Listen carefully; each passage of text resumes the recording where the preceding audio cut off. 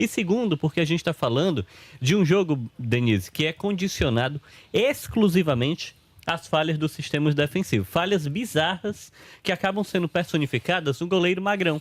É o terceiro goleiro do Fortaleza. A gente sabe, João Ricardo e o Breno estão machucados. Fortaleza teve a oportunidade de ir ao mercado contratar um outro atleta.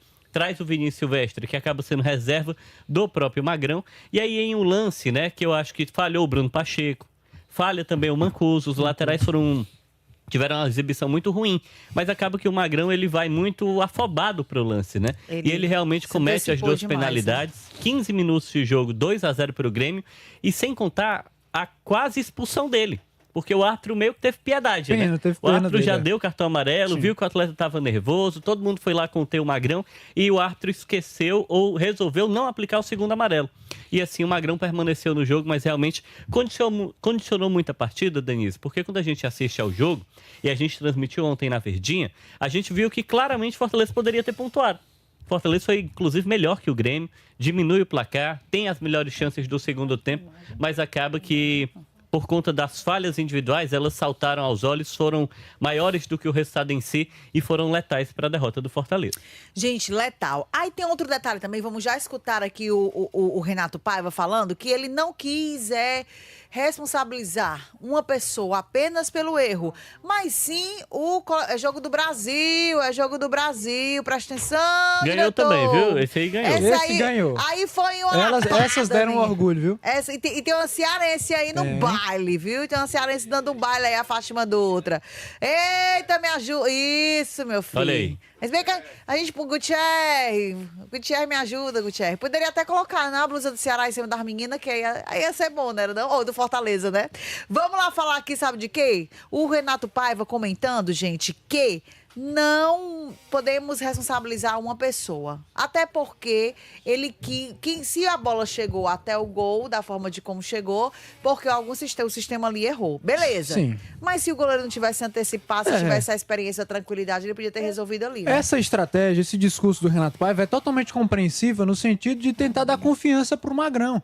Ele não poderia individualizar a culpa, concentrar a culpa toda em um jogador. E eu também acho que a gente não pode fazer isso, Denise. Como o Alexandre citou, houve erro do Bruno Pacheco, que em determinado momento parece que desistiu de correr naquele lance. Poderia ter acompanhado mais o jogador do Grêmio. No outro lance também tem pelo lado direito, né? O Mancuso poderia ter acompanhado melhor, tá melhor posicionado. Então o sistema defensivo do Fortaleza como um todo falhou. Mas agora a gente também não pode deixar, Denise, de dizer que o Magrão falhou realmente nos dois lances. Ele foi com força excessiva, ele teve uma saída assim muito afobada, utilizando um termo aqui do nosso linguajar cearense, e realmente não foi bem.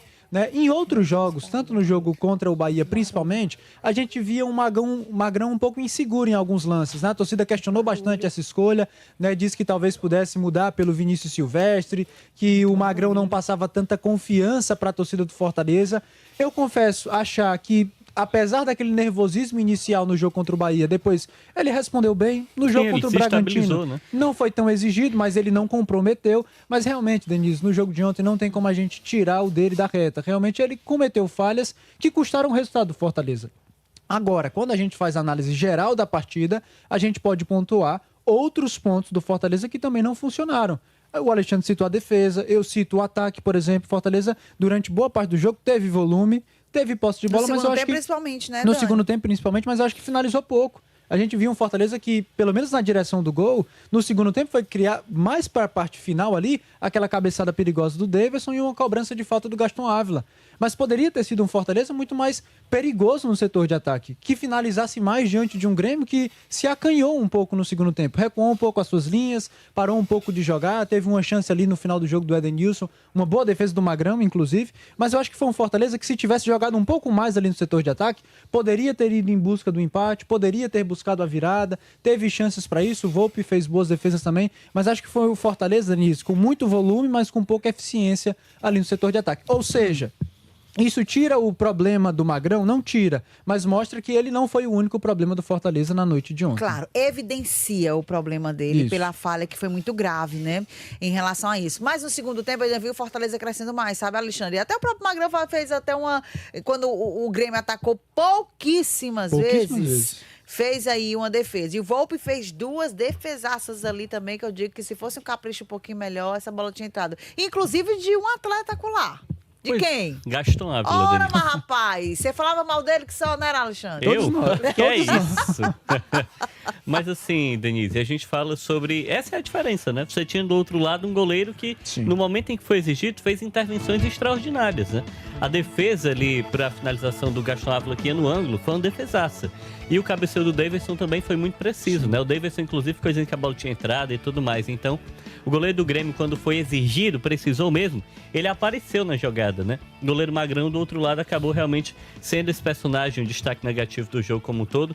Mas foi um Fortaleza que tentou pressionar mais, sim, é verdade, no segundo tempo. E na minha avaliação geral, foi melhor que o Grêmio. Se o Fortaleza não tivesse dado 2 gols de presente, eu não sei se o Grêmio seria capaz de marcar um gol, porque o Grêmio é realmente um time extremamente limitado.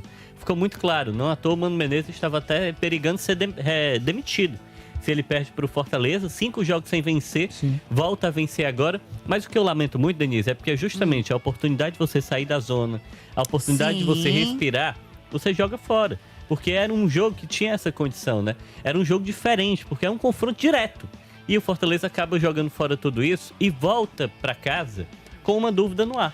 E aí, Renato Paiva? Magrão. Você vai bancar o Magrão, dá confiança, não queima o jogador e tenta botar ele mais no jogo? Ou agora é o momento do Vinícius Silvestre chegar? Que também seria uma estreia, né? O cara que não jogou ainda nenhuma partida para jogar contra o Corinthians em Itaquera. O Vinícius é ex-Palmeiras e estava na 2ª divisão de Portugal. Essa é a grande dúvida. O jogo, no fim das contas, ele trouxe essa dúvida para o Renato Paiva.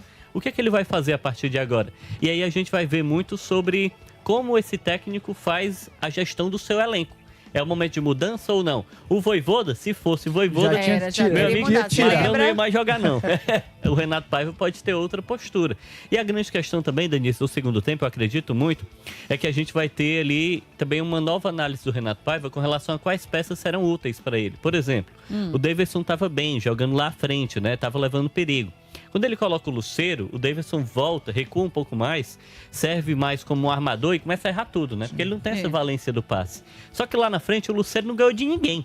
O Lucero totalmente apagado, então. A gente estava até brincando que o Lucero parece que tiraram a alma dele, né? Tá vagando por aí a alma dele. Quem puder achar a alma de Lucero e devolver... Foi pra qual jogador? Né? Foi pra qual jogador a alma do Lucero? Ou então tá no limbo aí, viu, Denise? Precisa ser um pai de santo, porque o Lucero realmente ele acabou, mais uma vez, tendo uma partida muito apagada, né? Então ele não consegue oferecer perigo ao adversário. E isso é muito no rol do Renato Paiva, né? De olhar pro elenco e entender quais são as melhores peças que ele tem à disposição, né? Alguns jogadores ele colocou a campo, né? O Lucero foi um desses. Ele também tenta o Pikachu, faz um esquema ali com 4 atacantes, né? Tira o Prior, que pra mim tava indo bem na partida. Então, acho que o treinador tá chegando e ele vai aos poucos tentando compreender melhor, tatear melhor qual é o time que ele tem à disposição. Por exemplo, Fortaleza perdendo o jogo, precisando dar virada, precisando tentar pontuar, e o Diogo Barbosa entrou. Não sei se ele contribuiu não, viu, Denise? Para a melhor ofensiva do Fortaleza. Então, são pontos que o Renato Paiva vai, com o tempo, entendendo melhor qual é o elenco que ele tem à disposição. Teve um outro aspecto também, Denise, negativo do Fortaleza que me chamou a atenção, foi a quantidade de passes errados ali, principalmente quando chegava no setor de ataque. Fortaleza, como a gente já comentou aqui várias vezes, tinha mais posse que o Grêmio, tinha mais volume de jogo, a gente via um Grêmio muito mais postado ali no campo de defesa, o que dava certa liberdade ao Fortaleza para avançar pelo menos ali até a linha de meio de campo. Né, o Matheus Pereira, na minha avaliação, fez uma boa partida, né? O Sacha também, até nesse sentido mesmo de construção da jogada. O Matheus Pereira é muito classudo, né? Várias jogadas ele conseguia se livrar da marcação do Grêmio. Só que o grande problema é que aparece, na minha impressão, que quando passava do meio de campo, Fortaleza estava um pouco, não sei se a palavra seria nervoso, mas errando passes simples até. E isso dificultava muito a criação de jogadas, né? A gente comentou um pouco sobre o Herrera, acho que ele foi um jogador bastante participativo, mas me surpreendeu o Marinho não jogar, nem sequer entrando no segundo tempo. Sendo um jogador que nas 2 últimas partidas do Fortaleza, sob o comando do Renato Paiva, fez boas atuações. Fez gol contra o Bahia, no jogo contra o Bragantino não fez gol, mas jogou bem, foi aplaudido pela torcida. No jogo de ontem ficou no banco de reservas, o que me leva a acreditar que seja talvez uma questão de desgaste, né? Realmente uma estratégia para preservar o Marinho, para poupar o Marinho. Só que eu acho que ali no setor de ataque, Breno Lopes, na minha avaliação, não foi tão bem, apesar de ter sido acionado ao longo da partida, mas eu acho que o Fortaleza errou muitos passes. errando passes até simples, passes bestas. E com isso ele acabava desperdiçando o volume que ele tinha e não conseguia levar tanto perigo à defesa do Grêmio. A gente citou aqui esses 2 lances, da cabeçada do Davidson e da falta do Gaston Ávila, mas até acontecerem esses dois lances, o Fortaleza não estava criando grandes chances. Sim. Se a gente tirar essas 2 chances, quais foram as outras grandes oportunidades de Fortaleza além do gol do Davidson? Não houve. Porque o Fortaleza realmente tinha posse, mas teve muita dificuldade. E eu acho que isso passou por esses erros de passe, essas desatenções. O Diogo Barbosa, que o Alexandre citou, entrou errando passes também. Foi tentar fazer um lançamento longo, errava o passe, dava a bola de graça pro Grêmio. Teve um momento que Fortaleza e Grêmio ficavam errando passes. Teve um lance lá que, enfim, o Fortaleza errou o passe, deu a bola pro Grêmio, o Grêmio errou o passe, voltou pro Fortaleza. Ficou um jogo feio. Então eu acho que Fortaleza faltou um pouco mais de capricho quando passava do meio de campo. Acho que isso também dificultou bastante esse processo de criação de chances claras. Eu não falo simplesmente você chegar ao ataque, mas você chegar ali e levar perigo ao adversário. Eu acho que nisso o Fortaleza foi deficiente na partida de ontem. Meus amigos, eles falaram aqui, e aí, gato novo, nosso diretor que chegou pra botar ordem aqui, né, na casa. Tava muito bagunçado esse negócio, não era, meu amigo? Que bom que você está aqui. Vamos chamar os homens da FA. Agora podemos chamá-los? Arrocha aí, Guigui, na mesa de efeitos. Guilherme Muniz, chamando agora os nossos comentaristas. Vai. Esse é qual? Alexandre Mota. E do outro lado? Daniel Farias. E até vos fala. Denise Santiago. Eita, minha gente. E o torcedor? Já, viu, torcedor? Houve uma involução da partida contra o Bragantino para essa partida contra o Grêmio? Não consigo apontar isso, Denise. Eu acho que no contexto geral, o Fortaleza realmente se comportou bem. Não, independente dele não ter produzido todo aquele volume de jogo, eu acho que talvez nesse momento ele ainda não seja capaz de fazer isso. A gente fala ainda de um time que tem muita dificuldade, por isso que ele tá na zona de rebaixamento. Vai lutar para não cair? Ele tá lutando para não cair. Esse é o objetivo do Fortaleza atual, é tentar sair da zona. Isso foi dito pelo Marcelo Paes algumas rodadas atrás, e o cenário é tão crítico que até o Vojvoda caiu também, né? Foi demitido, então tem esse panorama. Agora, é um campeonato que tem muito pela frente, Denise. E a gente viu que com o Renato Paiva, só por ele ter pontuado 2 jogos, a gente já viu luz no fim do túnel. O time já poderia ter saído da zona agora. Só que aí não dá, né? Pra quando o time começa a jogar ou consegue jogar, uma falha individual, jogar tudo no lixo. Pra mim o problema é esse, né? Essa foi a grande questão. E isso só externa todo o problema que o Fortaleza tem enfrentado, né? Ao longo da temporada. Eu também concordo nisso, quando você pontua, né? A gente não pode crucificar um jogador, colocar ele, ele falhou, coloca ele na cruz, ter fogo e etc. Eu não acho que tem que ser feito isso. Agora é um problema, né? Se tornou um problema. Quando um atleta que está nessa posição específica não transmite a confiança pro grupo e nem pra arquibancada, aí você fica com um parêntese ali no ar. E aí? É isso mesmo? Ele merece permanecer? O que a gente faz? E o Fortaleza deveria ter tido mais atenção com essa posição? Poderia ter trazido um goleiro de outro quilate? Foi assertivo no mercado ao escolher essa postura? Era o melhor momento para ele? Ele está pronto para essa missão? Porque a gente está falando, Denise, de Série A do Campeonato Brasileiro. Não é um momento de inexperiência, né? É um momento de você ter segurança. É isso que o Fortaleza está precisando. Então, acho que no sentido geral, a grande interrogação do jogo vai ser essa. Para a sequência da semana, né? Para o jogo posterior, que é esse, no embate contra o Corinthians. Mas no contexto do jogo como um todo, como a gente estava até trazendo, acho que o Fortaleza tem já comportamentos e o Renato Paiva tem mostrado que ele tem conseguido fazer o time jogar. Não achei o Fortaleza apático, não achei que o Fortaleza não reagiu ao jogo. A grande questão é que ele deu 2 presentes. Aí se torna muito difícil a missão de tentar vencer. Tentar vencer. Para esse jogo contra o Corinthians vai ser Silvestre, que não é o Stallone, no gol. Essa dor de cabeça aí é uma dor de cabeça difícil. E é uma dor de cabeça que não passa para a comissão, é uma dor de cabeça de diretoria de todo mundo, né, amigo? É porque realmente o Renato Paiva ele não tem muito o que fazer, porque ele está trabalhando com o que ele tem à disposição. Porque foi justamente o que o Alexandre disse no comentário dele inicial, Denise. Por mais que se pense agora, e eu acredito que essa é uma mudança cogitada pelo Renato Paiva e pela sua comissão, ainda assim vai ser a estreia do Vinícius Silvestre. Um Vinícius Silvestre que não atua há um tempo, que disse no momento da sua chegada aqui ao Fortaleza que estava treinando uma escolinha lá em Guarulhos. E eu não estou menosprezando isso, porque é sinal que ele estava se preparando. Mas o que eu quero dizer é que ele estava sem atuar. Estava tendo que fazer um condicionamento físico à parte. E a gente sabe que a posição de goleiro, Denise, é uma posição que exige, muitas vezes, ritmo de jogo, para que você tenha sequência, para que o goleiro não esteja frio, para que o goleiro tenha confiança no seu trabalho. Então você tem, de um lado, um goleiro que já mostrava, de certa forma, uma insegurança. Demonstrou isso principalmente no início do jogo contra o Bahia. Que agora sabe, e eu tenho certeza que ele tem a consciência disso, que ele prejudicou o Fortaleza. O Magrão prejudicou o Fortaleza e ele tem consciência disso. E isso pesa também. É um peso. E isso diminui um pouco a confiança do próprio jogador no seu próprio trabalho. Verdade. Não estou dizendo que ele não acredita que ele possa superar isso, que ele possa reverter a situação, mas ele fica mais abalado. O jogador fica, é natural, é do ser humano. Só que do outro lado você tem um goleiro que também não fez a sua estreia pelo Fortaleza, que está há algum tempo considerável sem atuar, no futebol brasileiro até. Vai jogar num contexto totalmente difícil, como o Alexandre citou, contra o Corinthians, na Neoquímica Arena, um cenário de pressão, um ambiente geralmente hostil para os times adversários, ainda mais para o goleiro, que vai ficar o jogo todo ali ouvindo a torcida no seu pé do ouvido.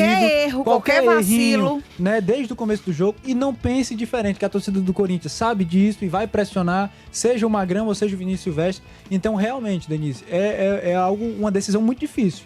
Eu acho que realmente internamente haver uma avaliação, né, de treinamentos. Se o Vinícius Silvestre estiver treinando bem, eu acredito que talvez fosse o momento ideal de alçá-lo ao time titular para ver se ele ganha uma sequência, né? Não é um jogo fácil, mas também não é uma decisão. Por que eu não digo decisão? Porque daqui a pouco, Denise, daqui a menos de um mês, Fortaleza vai ter 2 decisões na Libertadores da América contra o Vélez Sarsfield. E eu acredito que até lá, nem Breno e nem João Ricardo vão ter voltado de lesão. Então você precisa ter um goleiro confiante. Então se é para colocar o Vinícius Silvestre agora, para que ele tenha sequência, ganhe ritmo de jogo, para na Libertadores ele tá talvez num cenário mais ideal, eu acredito que seria o melhor. Agora a diretoria também, ninguém contava, né? Ninguém conta com lesão. Denise, da fase é ruim, Denise. É isso que eu ia dizer, Alexandre. Algumas lesões, elas são até previsíveis, né, gente? Quando sente ali no jogo, vai ficar, quem sabe, 3 semanas, 4 semanas, ou quando o atleta já está nesse processo de recuperação mais longo, como é o caso do Moisés.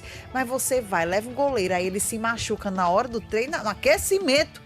Aí entra o outro e se machuca do mesmo jeito, no mesmo jogo. Aí eu digo pra tu, viu, Alexandre? É mandar benzer todo mundo ali, tomar um banhozinho de água de sal grosso, fazer um negocinho, né?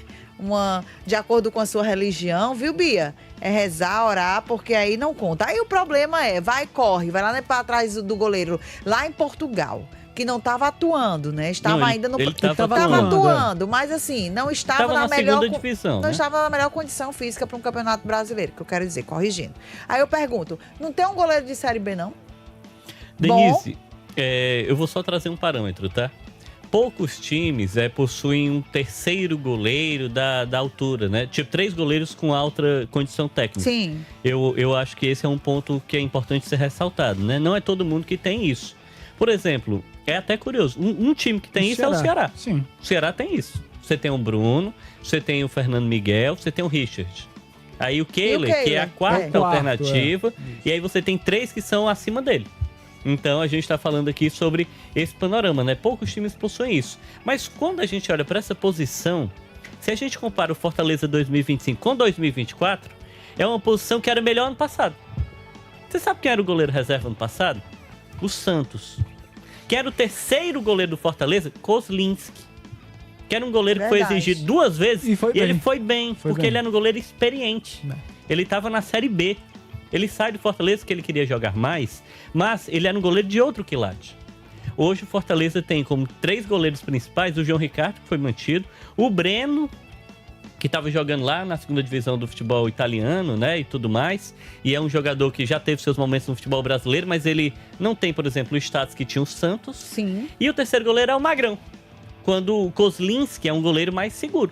Então, tá muito claro, Denise, que para mim, dentro da estratégia, né, além de ninguém contar com esse problema, a possibilidade de uma lesão, e aí realmente total infelicidade em um jogo só, você perde 2 goleiros, não existe isso. Mas além disso, é uma posição que piorou. A posição no sentido técnico, né? da questão de qualidade. E o clube teve a oportunidade de corrigir essa rota ao olhar para o mercado. Mas a opção foi o Vinícius Silvestre, né? A gente viu que existiam outros goleiros disponíveis, né? Muita gente cobrou o Marcelo Groi, né? Por exemplo, ex-Grêmio, estava no futebol árabe. O João Paulo dos Santos. O João Paulo, né? O próprio Marcelo Groi também está livre no mercado e tal, poderia ser uma alternativa. Existem outros atletas mais experientes. Mas aí, Denise, é arcar com a sua escolha, né? Não tem também que a gente pontuar assim, o Fortaleza é absurda a decisão. Não. Mas é uma decisão que, quando a gente olha com distanciamento, a gente percebe que o nível de goleiros, ela caiu do temporada passada para cá. E eu acho até que você usou a palavra certa, Alexandre, no seu comentário, quando você falou de experiência. Eu acho até que talvez, Denise, esse critério seja mais importante ou tão importante quanto a qualidade. Porque talvez o Kozlinski, em termos de qualidade, a gente não falasse de um goleiro de uma prateleira muito elevada. Ele era do Guarani, né? Na verdade, ele saiu do Fortaleza, foi pro Guarani. Então não era esse goleiro que a gente dizia, é um goleiro de Série A. É a cara do nosso ouvinte, Lamartine de Aquiraz. Lamartine de Aquiraz. Lembrei de você, Lamartine. Olha aí o Kozlinski fazendo falta. Era o Kozlinski, né? Era o Kozlinski. Ele não gostava do João Ricardo. Ou ele gostava demais do Kozlinski, né? Mas o que é que eu quero dizer? Qual era o diferencial do Kozlinski, como o Alexandre citou? Era a experiência. E qual é o fator comum entre o Magrão e o Vinícius Silvestre? É a falta de experiência. Apesar de o Vinícius Silvestre já ter 31 anos. Só que ele é um goleiro pouco experiente. Que durante boa parte da carreira dele foi reserva do Palmeiras, que não atuava. No futebol brasileiro, por exemplo, ele tem pouquíssima experiência, que é também a marca do Magrão. Então, eu acho que a discussão vai até além, Denise, do simples aspecto de qualidade técnica. Mas são dois goleiros com pouca experiência para um Fortaleza que precisa de goleiros experientes. No momento de decisão, no momento que o time está na zona de rebaixamento, precisa sair. Em que num momento como esse, um goleiro experiente, eu acredito que mesmo que ele não tivesse tanta qualidade, ele não cometeria esses 2 pênaltis, porque para mim é muito mais falta de experiência do que falta de qualidade nos 2 lances. E a gente tá falando de uma decisão de Libertadores, oitavas de final de Libertadores, onde talvez um goleiro experiente possa ajudar o Fortaleza. Então, nesse sentido, realmente eu concordo com o Alexandre. Não é que talvez, tecnicamente, a gente possa dizer que os goleiros eram melhores, talvez até fosse, mas o grande diferencial, eles eram goleiros mais experientes. E, Denise, pra domingo, torcedor, Alexandre, eu quero fazer essa pergunta pra galera e pra você também, pra vocês dois também. Quem vai no gol no domingo? Mas não responda agora não, conclua teu pensamento. Não, eu ia só fazer um parênteses também, que é muito importante ser ressaltado aqui. A gente tem falado muito sobre o goleiro, ele foi decisivo de forma negativa, acho que ele é o destaque negativo. Destaque positivo para mim, o Matheus Pereira fez um grande jogo, mais uma vez, participou muito bem do jogo. Acho que o Sacha, na função que o Renato Paiva tá colocando ele para jogar, né? O Vojvoda, ele gostava do Sacha entrando na área do adversário, tentando fazer gols, jogava até mais à frente. Eu acho que o Paiva corrigiu isso. O Sacha é um jogador que desarma. Então agora ele fica à frente da defesa, ele tá muito bem. Acho que essa dupla foi muito bem. Mas só para ressaltar que o problema, a gente tá personificando no Magrão, mas é um problema defensivo. E ele tem muita parcela de responsabilidade também no Pacheco e no Mancuso. O Pacheco fez uma partida muito ruim. Ele é substituído, inclusive, quando ele já tinha até cartão amarelo. Não acho que ele foi bem no jogo de forma alguma. Tem um outro lance, inclusive no lance em que ele leva amarelo, né? É até outra pichotada do Magrão, porque a bola vai pro Magrão, ele corta errado, e aí ele força o Bruno Pacheco a ser advertido, mas ele não faz um bom jogo. E o Mancuso também do outro lado, Denise. Então, é mais um jogo que vai evidenciando, talvez, pro Renato Paiva, como ele vai ter problema para definir as laterais. Se a gente parar para pensar, ele jogou 3 jogos. Cada jogo foi um lateral. Ele colocou o Brits, depois Tinga. O Tinga, depois o Mancuso. Agora na lateral esquerda, já deu chance pro Diogo Barbosa, agora foi o Bruno Pacheco. Aí contra o Corinthians, vai ser quem? Porque até aqui, na minha interpretação, nenhum conseguiu jogar bem. Então essa que é uma opção, né, Denise? Que tem muitas alternativas, a lateral, né? Tem muito jogador para jogar por lá, mas qualidade, eu acho que até aqui tá faltando. O único que jogou relativamente bem, que foi o Brits, se machucou. Verdade. O que é de se lamentar também. Vamos já atualizar essa situação do departamento médico também do Fortaleza. Bora vir pro intervalo. Eita, quase que não sai a voz da Gata Show. Primeiro intervalo, minha gente, aqui do nosso Jogada Primeiro Tempo. E no próximo bloco a gente já volta conversando com você, torcedor, que está aqui conosco no 988871306. A turma do Vozão já